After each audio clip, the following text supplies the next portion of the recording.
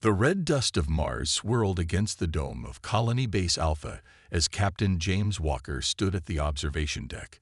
His eyes scanned the horizon, where the setting sun painted the sky in shades of deep crimson.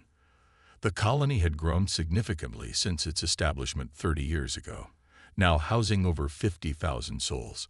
Mining operations and research facilities dotted the landscape, testament to humanity's first successful step into the solar system.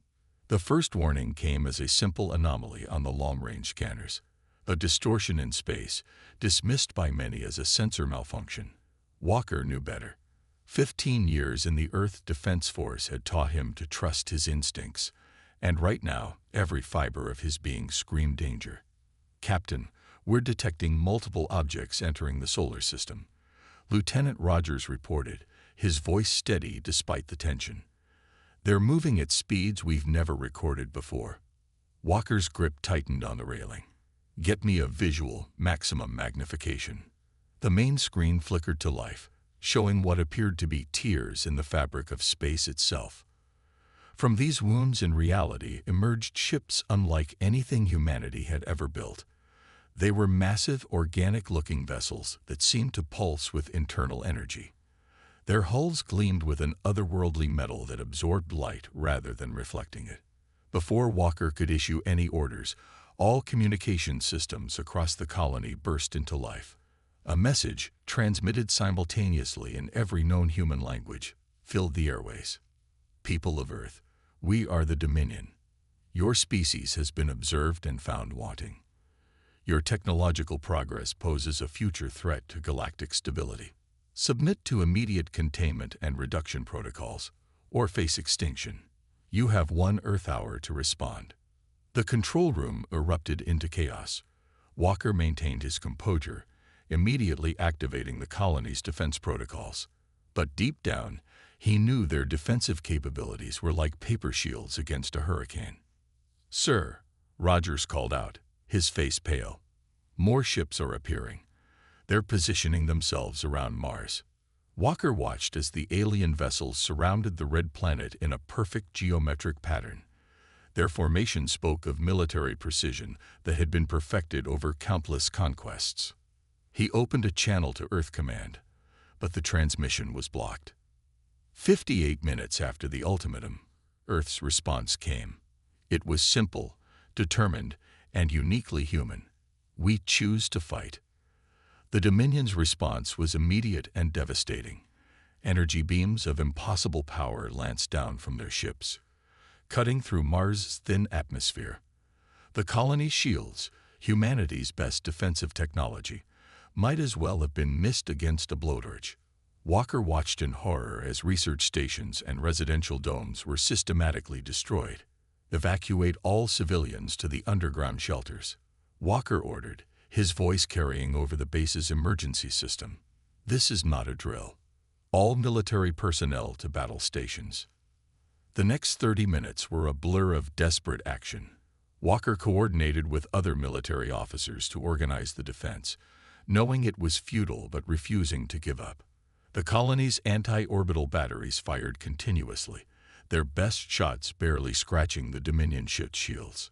Through it all, Walker documented everything. Every weapon the enemy used, every tactic they employed, every weakness they might have shown.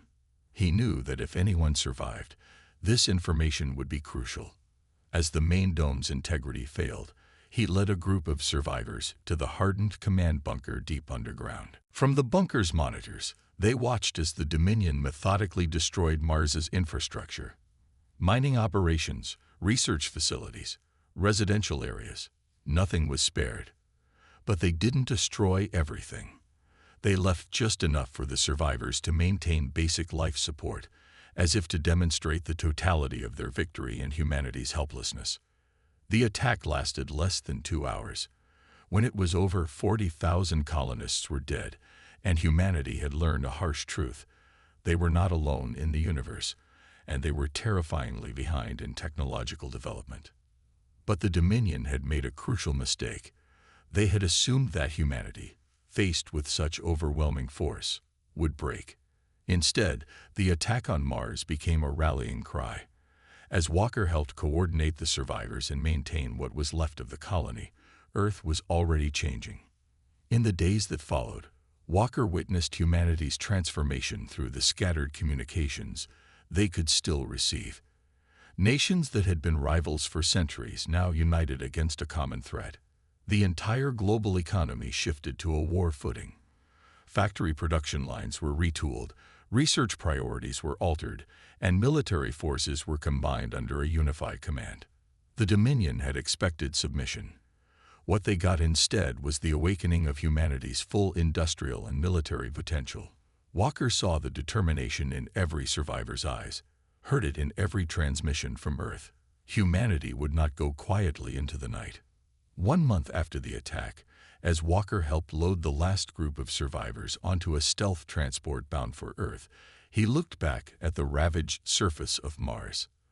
The red planet's scars would serve as a reminder of the day everything changed, when humanity learned it had to become what it feared to survive. The transport's captain handed Walker a data chip, direct from Earth Command. Every major military and industrial center on Earth has gone into full production. The entire asteroid belt is being converted into shipyards. They're calling it the arsenal of humanity. Walker nodded, clutching the chip. The Dominion thought they had demonstrated their superiority. Instead, they had triggered something unprecedented: the total mobilization of humanity's industrial, technological, and military might. For the first time since the attack, Walker smiled. The real war hadn't even begun. Lieutenant Emma Stone walked through what had once been Detroit's largest car factory. The assembly lines that had once produced family sedans now churned out components for battle mechs. The transformation had taken less than 3 months, and similar changes were happening in every major industrial center on Earth. She paused to watch a massive robotic arm lift the core of a fusion reactor into place. The workers, many of whom had been building cars just months ago, moved with purpose and precision. They understood what was at stake. Every piece of equipment they built could mean the difference between humanity's survival and extinction. "Lieutenant, the latest production numbers are in," her assistant said, handing her a tablet. Emma scanned the figures, a small smile forming on her face. They were ahead of schedule. The tablet chimed with an incoming message. Project Phoenix was ready for its first test. Emma hurried to the command center, where dozens of screens showed various manufacturing operations across Earth and throughout the asteroid belt. Each screen told the same story. Humanity's industrial machine was running at full capacity. The largest screen showed a live feed from the asteroid belt. What had once been simple mining operations were now mobile weapons platforms. Emma had led the team that designed the conversion process. They had taken the massive mining lasers, originally designed to break down asteroids, and modified them into weapons that could punch through spacecraft armor. "All systems are go for the test firing," the technical director announced. "Target drone is in position." Emma watched as the modified mining platform oriented itself toward the target. The mining laser, now upgraded with military-grade targeting systems, powered up. The beam lasted less than a second. When it ended, the target drone had been cut cleanly in half. The command center erupted in cheers, but Emma was already focused on the next challenge. One weapon wouldn't be enough. They needed thousands, and they needed them fast. 3 months later, Emma stood on the bridge of the EDF Liberty, humanity's first purpose-built warship. Around them, a fleet of converted mining ships moved into formation. Long-range sensors had detected a Dominion battle group approaching the Jupiter defense line. "Fleet Command, this is Phoenix Lead," Emma reported. "All modified platforms are in position and ready for combat operations." The response came from Admiral Thompson himself. "Understood. Phoenix Lead. Remember, we only get one shot at surprising them. Make it count." Emma looked at the tactical display. The Dominion ships were advancing in their usual perfect formation. They had no reason to expect anything different from their previous encounters with human forces. They were about to learn how much things had changed. The Dominion fleet emerged from their faster-than-light travel exactly where predicted. Their ships, massive and powerful, moved to establish a battle line. Standard procedure for them, based on the data collected during the Mars attack. Emma gave the order. All Phoenix units, execute combat pattern Alpha. The converted mining ships, hidden among the asteroids, powered up simultaneously. Their weapons, designed to cut through rock, had been modified to operate at frequencies that would disrupt Dominion shield harmonics. The theory was solid, but this would be the first real test. The first volley caught the Dominion completely by surprise. Beams of concentrated energy struck their ships from multiple directions. Their shields, calibrated to defend against conventional weapons, failed against the mining laser's unusual frequencies. Direct hits confirmed on multiple targets, the tactical officer reported. Enemy shields are failing. The Dominion ships attempted to regroup, but they had never faced an enemy that attacked from so many directions at once. The mining ships, despite their improvised nature, proved remarkably effective. Their industrial-grade power plants could sustain continuous fire, something the Dominion's military doctrine hadn't accounted for. Emma watched as the battle unfolded. The Dominion's superior technology meant little against weapons they hadn't prepared for. Their ships, designed for direct confrontation, struggled to deal with opponents that attacked from the cover of the asteroid field. Phoenix Unit 7 reports ammunition depletion, the communications officer announced. Units 3 and 12 are also running low. Have them fall back to the resupply points, Emma ordered. This was another advantage they had discovered. The mining ships could replenish their energy weapons using standard power cells, unlike the Dominion's more sophisticated but less flexible systems. The battle lasted for 6 hours. When it was over, 7 Dominion warships had been destroyed or disabled. The remaining ships retreated, jumping out of the system in disarray. Humanity had won its first major victory. As the fleet regrouped, Emma received a transmission from Earth Command. The data from the battle would be used to improve the next generation of weapons. More importantly, factories across Earth were already implementing the lessons learned, modifying their production lines to create more effective weapons. Emma looked out at the asteroid field, now cleared of enemy forces. The converted mining ships moved into defensive positions, their industrial-grade engines glowing steadily. They weren't pretty, and they weren't sophisticated, but they had proven something crucial. Humanity could fight back. Back on Earth, the production lines never stopped. Every factory, every shipyard, every industrial facility worked around the clock. The victory at Jupiter had shown that humanity's industrial might could be a weapon in itself. They couldn't match the Dominion's technology yet, but they could overwhelm them with sheer numbers and unexpected applications of industrial equipment. Emma reviewed the production schedules for the next month. The factories in Detroit alone would produce enough battle mechs to equip 3 divisions. The shipyards in orbit were launching new warships daily. And here in the asteroid belt, more mining platforms were being converted into weapons platforms every hour.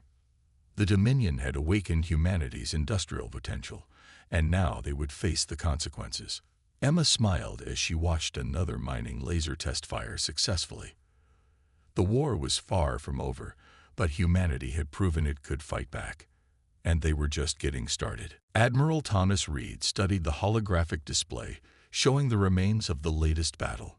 The debris field stretched for thousands of kilometers, a mixture of both human and Dominion ships. But this time, the ratio had shifted in humanity's favor. The learning curve had been steep and costly, but they were finally beginning to understand their enemy. The bridge of the EDF Resilient hummed with activity as analysts processed data from the engagement. Each battle, win or lose, provided precious information about Dominion technology and tactics. Reed had made it his mission to understand not just how the Dominion fought, but why they fought that way. "Sir, we've completed the analysis of their shield frequencies," the tactical officer reported. "The pattern is consistent with previous encounters. They haven't adapted to our shield crackers yet." Reed nodded, stroking his chin thoughtfully. This was the Dominion's greatest weakness, their rigid adherence to established protocols. When humanity developed weapons that could overload their shields by matching and amplifying their resonant frequencies, the Dominion responded by simply strengthening their shields rather than changing the frequencies. "They're not stupid," Reed muttered to himself. "They're just inflexible," a trait that humanity was learning to exploit with devastating effect. The latest battle had proven their new tactics worked. Instead of matching the Dominion's organized battle formations, human ships now fought in loose, seemingly chaotic groups. They would scatter when attacked, only to regroup and strike from unexpected angles. The Dominion's precision-coordinated fleet movements became a disadvantage when their targets refused to behave predictably. A warning klaxon interrupted his thoughts. "Multiple Dominion signatures detected," the sensor operator announced. "They're heading for Alpha Centauri colony." Reed straightened. Alpha Centauri was humanity's first extrasolar colony, established just before the war began. Its defense had become a matter of pride as much as strategy. "How many ships?" 30-plus capital ships, sir. Largest fleet we've seen in this sector." "They're learning too," Reed mused. The Dominion was finally adapting, committing larger forces to overwhelm human tactical advantages. "Signal all ships in the sector. Battle Plan Delta." The human fleet gathered quickly, 15 warships, 40 converted mining vessels, and hundreds of smaller craft. On paper, it was no match for the Dominion force, but Reed had long since learned that battles weren't won on paper.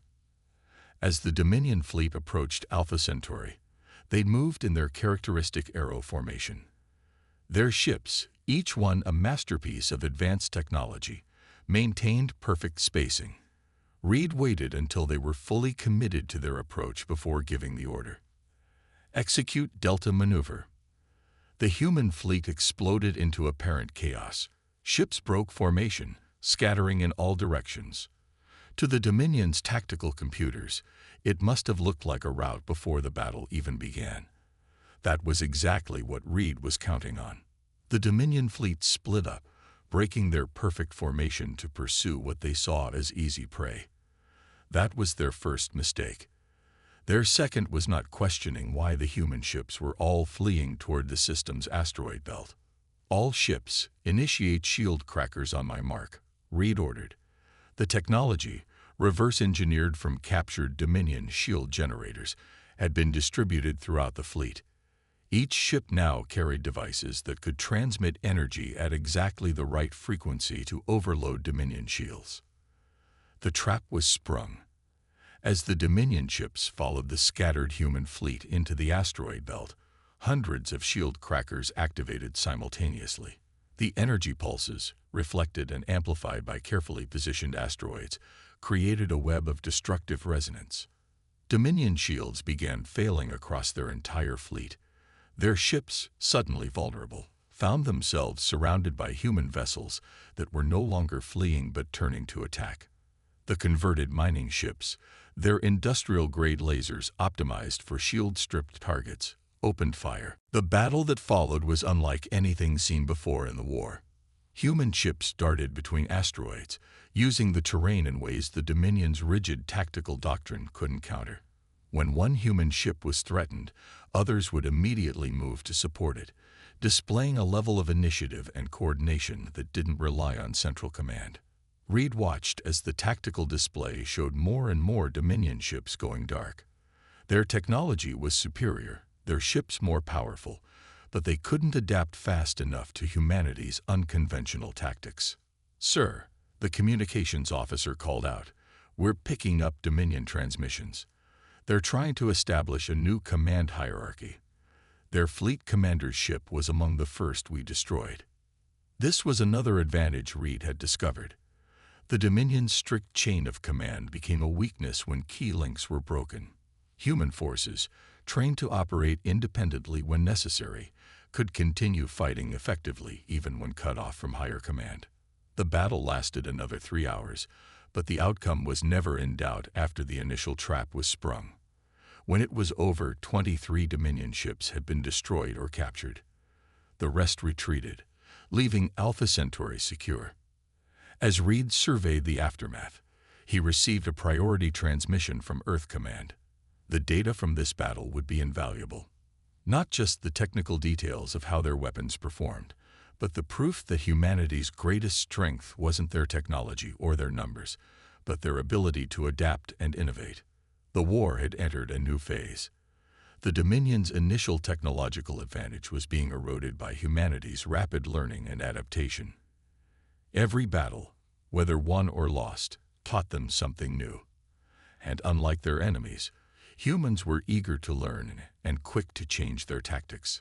Reed looked at the colony they had successfully defended. Alpha Centauri represented humanity's first step beyond their solar system. Now it represented something else. Proof that humans could not only fight the Dominion but beat them at their own game. "Send word to all ships," Reed ordered. "The defense of Alpha Centauri was successful, but our work isn't done. The Dominion will adapt eventually. We need to be ready when they do." The crews acknowledged the order, already beginning to analyze the battle data and prepare for the next engagement. That was the human factor that the Dominion had never counted on. The relentless drive to learn, adapt, and overcome. The war was far from over, but humanity had proven they could do more than just survive.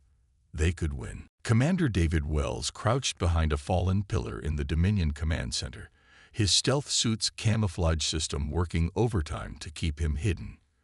Around him, his strike team moved silently through the shadows, placing data taps on every computer terminal they could find. This mission, deep behind enemy lines, was the riskiest operation humanity had attempted yet. The Dominion space station hung in orbit around one of their core worlds, its massive form dwarfing even their largest warships. Intelligence suggested this was one of their primary command and control nodes, coordinating fleet movements across an entire sector of space. If they could crack its systems, they'd have a window into the enemy's entire military network. "Alpha Team in position," whispered Jones through the secure comm. "Data taps are live." "Beta Team ready," Miller added. Security systems successfully looped. Wells checked his tactical display. Everything was going according to plan, almost too well. In his experience, that usually meant trouble was coming. "Begin the download. Keep it slow and steady. We don't want to trigger any power fluctuations." The operation had taken months to plan. Human ships, using captured Dominion technology and modified stealth systems, had carried them to the target. Their infiltration suits, reverse-engineered from recovered Dominion armor, let them move through the station undetected. Even their data taps were built using Dominion components, making them virtually invisible to security scans. A soft beep from his wrist computer indicated the download was 20% complete. Wells forced himself to breathe slowly, counting the seconds. The intel they were gathering could change the course of the war, but only if they got out alive to deliver it. The first sign of trouble came 50 minutes into the operation. "Commander," Jones whispered urgently, "I'm picking up increased activity in the security networks." "They're running a Level 2 diagnostic." Wells cursed silently. Level 2 meant they were actively looking for intruders. "How much longer for the download?" 10 minutes minimum." "Sir." "All teams, activate secondary scrambling protocols," Wells ordered. "If they find one of us, they find all of us. Stay sharp." The minutes crept by with excruciating slowness. Wells could hear Dominion security teams moving through nearby corridors, their heavy footsteps echoing off the metal floors. The station's internal sensors swept the area repeatedly, searching for any anomaly that might reveal the human infiltrators. The download reached 90%, just as the first alarm sounded. "They've detected the data transfer," Miller reported, his voice tight with tension. "Security protocols are activating." "Hold position," Wells commanded. "Let the download finish." They hadn't come this far to fail now. The last few seconds of the download felt like hours. Around them, the station came alive with activity. Security barriers slammed into place, and armed patrols began sweeping every section. The moment the download completed, Wells gave the order they'd all been waiting for. "Ghost protocol. Everyone out. Now." The strike team moved with practiced precision. Their exit route, carefully planned and memorized, would take them through maintenance shafts and emergency corridors. As they ran, Wells reviewed the preliminary data they'd stolen. What he saw made his blood run cold. The Dominion's entire military operated on a centralized command structure. Every ship, every station, every ground force received their orders from a handful of central command nodes. It was efficient and allowed for perfect coordination, but it was also their greatest weakness. The team reached their hidden shuttle just as the station's main weapons came online.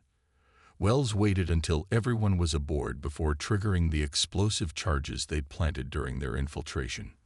The resulting chaos covered their escape, the small shuttle slipping away while the station's crew dealt with multiple simultaneous emergencies. 3 days later, Wells stood before the Combined Earth Defense Force Command, presenting their findings. The room was packed with military leaders and civilian officials, all eager to hear what the raid had revealed. The Dominion's strength is also their fatal flaw, Wells explained, pointing to the holographic display. Their entire military depends on these command nodes. Disrupt them, and their forces lose the ability to coordinate effectively. The implications were staggering.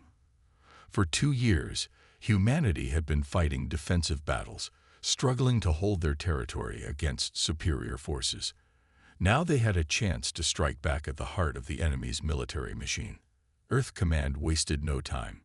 Within hours, Operation Thunderstrike was approved, a massive coordinated assault on multiple Dominion command nodes.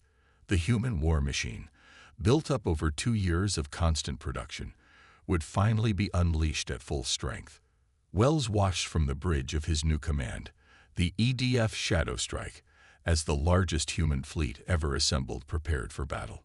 Thousands of ships, from massive warships to converted mining vessels, gathered at strategic points throughout human space. The Dominion's rigid command structure had never faced an attack on this scale. The offensive began simultaneously across dozens of star systems. Human forces, operating with minimal central coordination, struck at Dominion installations with unprecedented fury. Their tactics, refined through 2 years of bitter experience, proved devastating against an enemy that couldn't adapt quickly enough. Wells led one of the primary strike forces, targeting a major Dominion command node. His fleet dropped out of faster-than-light travel directly into the middle of the enemy formation, their weapons already firing. The Dominion ships, caught off guard by such an aggressive maneuver, struggled to respond. All ships, execute attack pattern Omega, Wells ordered. Strike teams, prepare for boarding operations. The battle that followed was chaos by design. Human ships attacked from multiple directions, their formations constantly shifting. Converted mining vessels used their industrial-grade lasers to punch holes in Dominion defenses, while specially equipped boarding craft slipped through the gaps. The Dominion's response was predictably rigid. Their ships maintained perfect formation, even as it made them easier targets. Their commanders waited for orders from higher up the chain of command, orders that were increasingly delayed or confused as human forces damaged more command nodes. Wells monitored the broader strategic situation as his fleet engaged the enemy. Across Dominion space, the same scene was playing out. Human forces struck hard and fast, targeting command and control systems. Without clear orders, Dominion fleet commanders fell back on standard protocols that human forces had spent 2 years learning to counter. As the battle reached its peak, Wells received confirmation that his strike teams had successfully breached the command node's defenses. Similar reports came in from other sectors. The Dominion's carefully constructed command network was being torn apart, piece by piece. "Send word to all ships," Wells ordered. "Push forward. Don't give them time to regroup." The human war machine, forged in the fire of defensive battles, was now revealing its full offensive potential. The Dominion had created their perfect enemy, an adaptable, innovative force that could operate effectively without rigid central control. The tide of war had finally turned. Major Maria Torres stood at the viewport of the EDF Vengeance, watching as the combined human fleet approached the Dominion capital world. The planet below was beautiful, its purple-tinged clouds swirling over vast continents covered in gleaming cities. After 3 years of war, humanity had finally reached the heart of their enemy's empire. The fleet was massive, over 5,000 ships of various sizes and types. Some were purpose-built warships, bristling with weapons. Others were converted civilian vessels, their industrial equipment turned to military purposes. All of them bore the scars of previous battles, proud badges of survival and determination. Multiple Dominion signatures detected, the sensor operator reported. They're moving to protect the capital. Torres nodded, unsurprised. This would be the largest battle of the war. The Dominion had gathered every ship they could spare to defend their homeworld. Their fleet was still impressive, even after the devastating losses they'd suffered in recent months. All ships, battle stations, Torres ordered. Execute final approach as planned. The human fleet split into its component battle groups, each one operating independently but coordinating through the tactical network. This was how humanity had learned to fight, not as a single rigid force, but as hundreds of small adaptable units working toward a common goal. The first shots were fired at extreme range, both sides probing each other's defenses. The Dominion fleet maintained their traditional formation, a wall of capital ships protected by screens of smaller vessels. 3 years ago, such a sight would have terrified any human commander. Now Torres saw only the weaknesses in their positioning. Launch the first wave, she commanded. Hundreds of smaller craft shot forward from the human fleet. They were a mix of fighters, bombers, and specially modified mining ships. Their apparent chaos masked a carefully planned assault pattern. The Dominion responded predictably, shifting their formation to counter the apparent threat. That's when Torres sprung the trap. Second wave. Execute jump now. 1,000 ships suddenly appeared behind the Dominion fleet, having used short-range jumps to bypass their lines completely. The enemy formation, optimized for a frontal engagement, now found itself caught between two forces. The battle exploded into furious action. Space itself seemed to light up with weapon fire. Human ships darted and weaved through the Dominion formation, their tactics refined by years of brutal experience. The Dominion fought back with their superior technology, but they couldn't match the flexibility and initiative of the human forces. Torres kept one eye on the tactical display as she directed her battle group. The human fleet was taking losses, but they were inflicting far greater damage on the enemy. More importantly, they were disrupting the Dominion's ability to coordinate their defense. "Major," her communications officer called out, "we're receiving a transmission from the surface. The Dominion High Council is requesting terms." The bridge fell silent. After 3 years of constant warfare, the concept of victory seemed almost foreign. Torres opened a channel to Fleet Command, relaying the message. The response came quickly. "Continue the attack. Push toward the surface. We'll discuss terms once we have orbital control." Torres understood the logic. The Dominion had to know that defeat was inevitable now. This was about making sure they understood the completeness of that defeat. The space battle continued for another 6 hours, but the outcome was never in doubt. One by one, the Dominion ships were destroyed or forced to surrender. Their formation, once perfect, broke apart into isolated groups that were quickly overwhelmed. As the last enemy ships were dealt with, Torres led the ground assault personally. Dropships descended through the atmosphere, carrying human troops and equipment to the surface. The Dominion's ground defenses were formidable, but they lacked the coordination that had made them so effective at the start of the war. Standing in the Grand Hall of the Dominion High Council 12 hours later, Torres felt a strange mix of emotions. The room was filled with both human and Dominion leaders. The terms of surrender were being discussed, but her attention was drawn to the massive window overlooking the capital city. Smoke rose from several districts where fighting had been heaviest, but most of the city was intact. That had been a deliberate choice. Humanity could have bombarded the planet from orbit, reduced its cities to rubble. Instead, they had fought their way down with precision and restraint.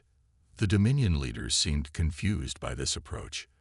They had expected the same ruthlessness they had shown at Mars 3 years ago. Instead, they found their conquerors discussing reconstruction and cooperation.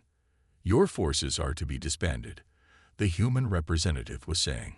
"Your military technology will be surrendered, but your civilian infrastructure will remain under your control. We're not here to destroy your civilization." Torres listened as the terms were laid out. The Dominion would lose its military power, but retain its autonomy in other matters. Their worlds would not be occupied. Their people would not be enslaved. Instead, they were being offered membership in a new interstellar federation, as equals rather than subjects. Some of the Dominion leaders protested, but others seemed to understand. Humanity had proved itself the superior military power, but they weren't interested in empire. They wanted partners, not slaves. Later, walking through the capital city with a mixed patrol of human and Dominion security forces, Torres reflected on how much both sides had changed. Humanity had been forced to become a military power, to build the most formidable war machine the galaxy had ever seen, but they had managed to retain their humanity in the process. The war was over, but its lessons would not be forgotten. Humanity's industrial might, their ability to adapt and innovate, their capacity for both fury and mercy, these would be remembered. The Dominion had sought to contain what they saw as a potential threat. Instead, they had helped forge humanity into something unprecedented, a power that could win a war without losing its soul. Torres looked up at the stars, now visible as night fell over the capital. Humanity's war machine had served its purpose. Now it would be transformed again, this time into something that could build rather than destroy. That, perhaps, was the greatest victory of all.